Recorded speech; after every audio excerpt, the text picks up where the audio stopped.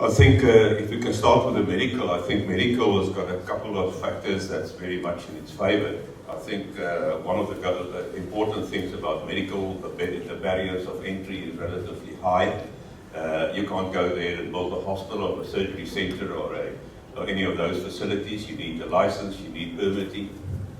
Secondly, you need doctors to participate in the opportunity. You can't do it on your own.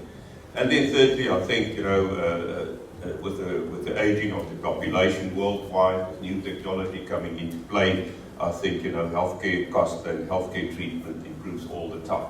And all of that, together gives you a very, very solid investment if you do it in healthcare.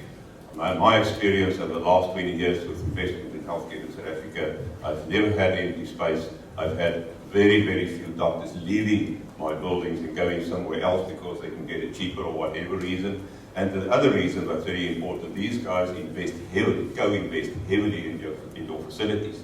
For instance, if we look at the surgery center, the cost of the equipment they put in is as much as it costs you to develop the building. Why would they leave? They would basically need to knock down the building to go somewhere else. So you've got a tenant for life if you are in medical. Why overseas?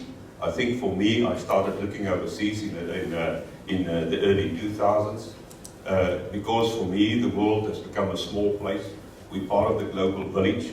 And why would I limit myself only to invest in PE or Bloemfontein or Cape Town or Joburg? If the world offers opportunities, lucrative opportunities, great opportunities, we can find out where is the population growth, where is the economic growth. Why would we limit ourselves just to invest in our local market that we know? The world is there for us, and technology enables us to invest wherever the opportunities exist. So that's why I've gone overseas. I think risk diversification, Scott, is one of the big pillars of proper investment planning. So diversify your risk. I think in South Africa we've got two other factors that I think is very important. Our currency is sliding. You've just hit an all-time low, and I think that's not going to stop.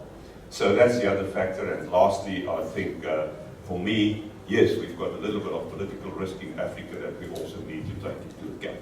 So those are the reasons why I went overseas and why I focus on healthcare opportunities worldwide.